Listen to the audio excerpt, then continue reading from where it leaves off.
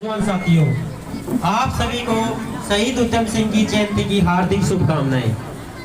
साथियों, शहीद उधम सिंह जी ने कितने क्रांतिकारी उनके विचार थे, कितने क्रांतिकारी उनकी सोच थी, इसी से अंदाजा लगाया जा सकता है कि हमारे समाज पे हुए अत्याचार यानी कि जो जलियांवाला बाग हत्याकांड हुआ था उसका बदला लेने के लिए लंदन तक जा पहुंचे। और साथियों, 21 साल के बाद लंदन के अंदर जनरल डायर को गोलियों से उड़ाकर, गोलियों से भूनकर उसका बदला उधम सिंह जी ने लिया था।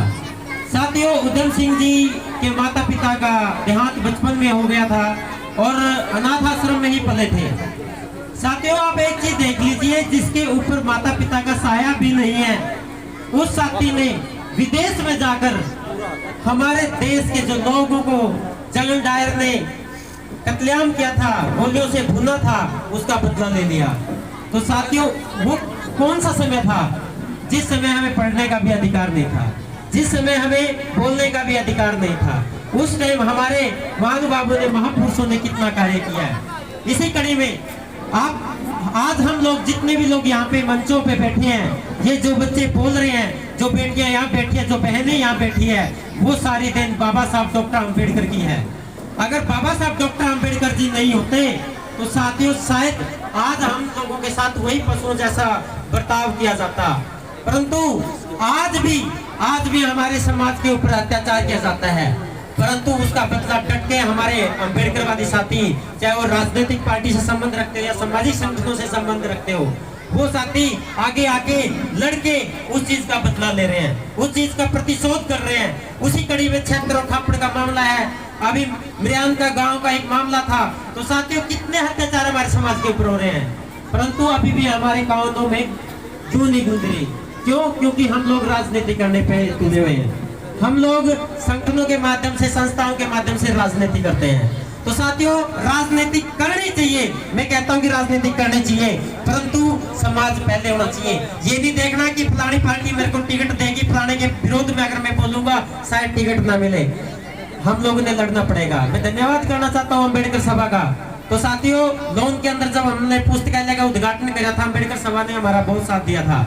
और साथियों, अभी एट प्रेजेंट अमृतसर गांव के अंदर हम लोगों ने एक पुस्तकालय की शुरुआत की है। वहां के बुजुर्गों से हमने परमिशन ली कि आप लोग जो चौपाल में ताश खेलते हो, क्या आप ये ताशे हमारे आने वाले भविष्य के लिए बंद कर सकते हो? तो साथियों, सभी बुजुर्गों ने ताश कहा कि हम ताश कहीं और खेल लेंगे। अगर आप लोग इस पुस्तकालय का शुरुआत करना चाहते हो, आप पुस्तकालय की शुरुआत करो। आपके गाँव के अंदर भी पशुआ टीम पहले आई थी, बहुजन स्टूडेंट वेलफेयर एसोसिएशन के साथी पहले आए थे और यहाँ पे किताबें, कंपटीशन की किताबें देके गए थे, महापुरुषों के चित्र देके गए थे। आज भी आप लोगों के लिए बाबा साहब डॉक्टर अम्बेडकर के 40 वॉल्यूम, जिसमें बाबा साहब डॉक्टर अम्बेडकर का पूरा लिटरेचर है, वो आपकी पुस्तकालय को हम लोग भेंट करेंगे। साथियों, बहुजन स्टूडेंट वेलफेयर एसोसिएशन की सहायता से हम ये नहीं कहेंगे कि हमने ही, क्योंकि उसमें आप लोगों का योगदान है।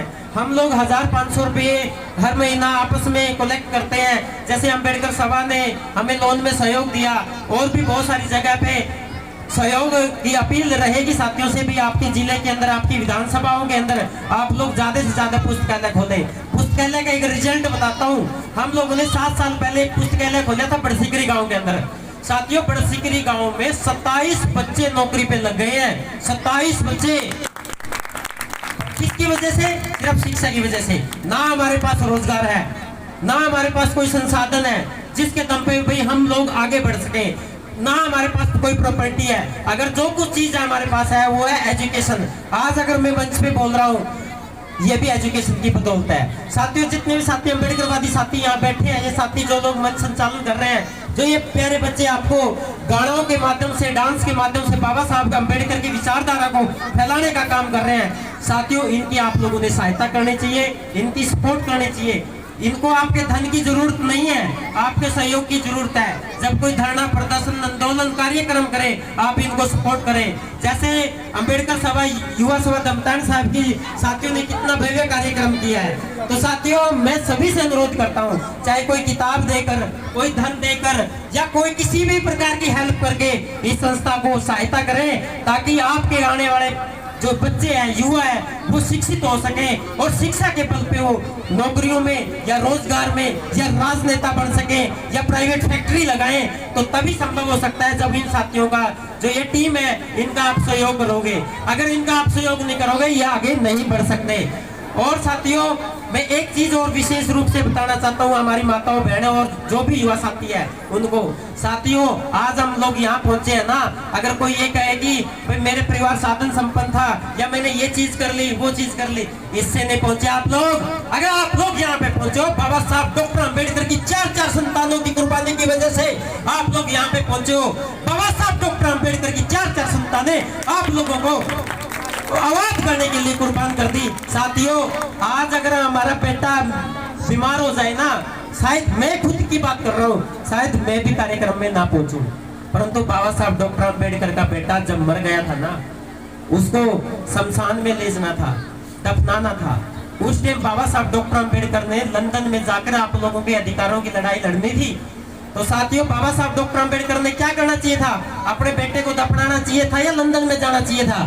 तो बहुत सारे लोग कहेंगे कि बेटे को दफनाना चाहिए था, परंतु बाबा साहब डॉक्टर अम्बेडकर ने अपने भाई से कहा, भाई आप लोग, अगर आज मैं लंदन नहीं गया, आज तो मेरा एक बेटा राजरत्न मरा है, आने वाले समय में करोड़ों करोड़ों बेटे मेरे समाज के संतान गुलामी की तरफ मरेंगे और उनको घरों में घुस घुस के मारेंगे। तो जब जाके आप लोगों के लिए 2 वोट का अधिकार जो बाबा साहब डॉक्टर अम्बेडकर लेके आए थे, परंतु गांधी एंड पार्टी ने आप लोगों के साथ गद्दारी करी और उन्होंने जो अमर अनशन पे बैठ गए थे, उसके बाद आप लोगों का 1 वोट का अधिकार छिन गया था। अगर आज 2 वोट के अधिकार होते, आपके 2-2 एमएलए बनते, 2-2 एमपी बनते और आपकी सरकार होती, तो परंतु उस टाइम गांधी एंड पार्टी ने आप लोगों को आगे नहीं बढ़ने दिया। उन लोगों ने क्या किया, जो हमें रिजर्वेशन मिली है ना, हम लोगों ने कई बार कहते हैं ना ये लोग, वे रिजर्वेशन से आगे बढ़ गए, हम लोगों को पुनः पैक्ट का समझौता कैंसिल कर दो, हम रिजर्वेशन छोड़ने के लिए तैयार है। अगर पुनः पैक्ट का समझौता हमारे पास आ गया ना, हमारे जो साथी युवा साथी स्टेजों पे बैठे हैं, आप लोग एमएलए बनोगे, एमपी बनोगे और यहाँ की देश के प्रधानमंत्री बनोगे, परंतु 2 वोटों का अधिकार आप लोगों से छीन लिया गया। और आप लोगों को जो रिजर्वेशन मिला उसमें भी क्या कठोर समय की समस्या है।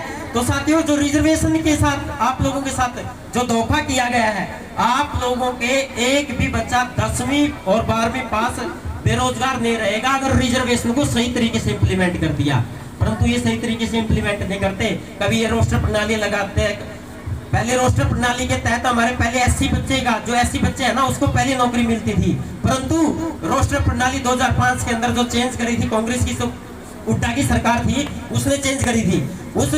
उस रोस्टर प्रणाली में हमारा बाद में नंबर आया पहले जर्नल की। अगर 3 सीटें निकलती थी, पहले एससी की भर्ती थी, बीसी की, फिर जर्नल की बारी आती थी, परंतु अब 3 सीटें अगर निकलती है, बड़ी बड़ी जो वैकेंसियां हैं, जैसे प्रोफेसर की वैकेंसियां है या किसी प्रकार की फर्स्ट क्लास ऑफिसर की वैकेंसी है, 3 की 3 वैकेंसी जर्नल से भर के उसके बाद ये कहते हैं कि हमारे पास वैकेंसी नहीं, तो हमारे बच्चे कहाँ जाएंगे, कहाँ रोजगार मिलेगा।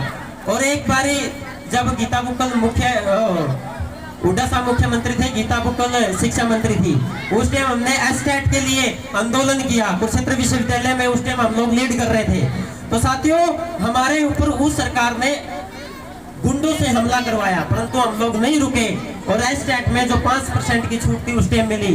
जो 8वीं के बच्चों को, जो 8वीं के जो बच्चे हैं, उनको जो बोर्ड की परीक्षा के लिए हम लोगों ने भिवानी बोर्ड का घेराव कराया। उस टाइम हमारा संगठन का कुछ नाम अलग था।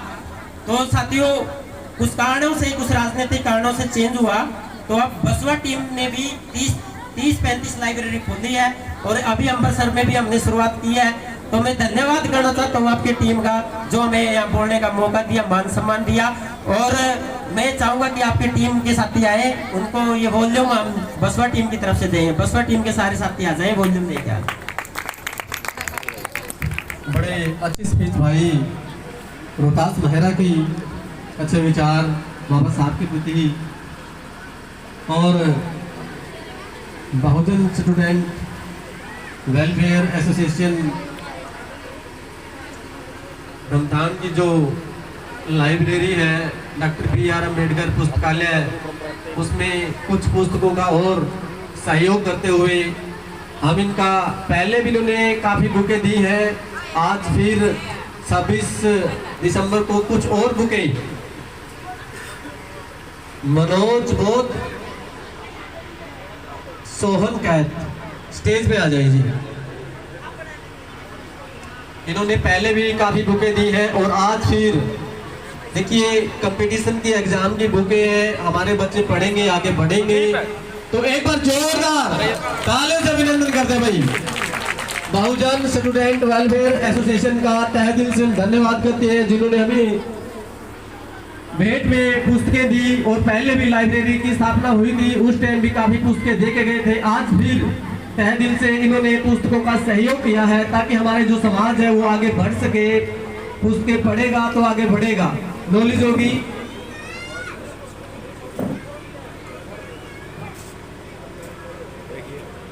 और डॉक्टर बी.आर. अम्बेडकर कमेटी धमदान है, जो धमदान की बहुजन स्टूडेंट वेलफेयर को सम्मानित करते हुए शहीद उधम सिंह की प्रतिमा देकर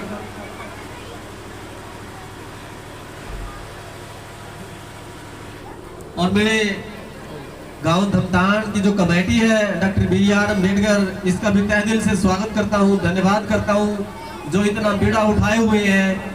प्रोग्राम किया इन्होंने तहे दिल से। इसके बाद 24/7 नॉर्थ न्यूज करण जी है कोई, मैं इनका बुलाऊंगा, स्टेज पे आ जाए, कमेटी इनको सम्मानित करेगी। 24/7 नॉर्थ न्यूज करण जी एक बार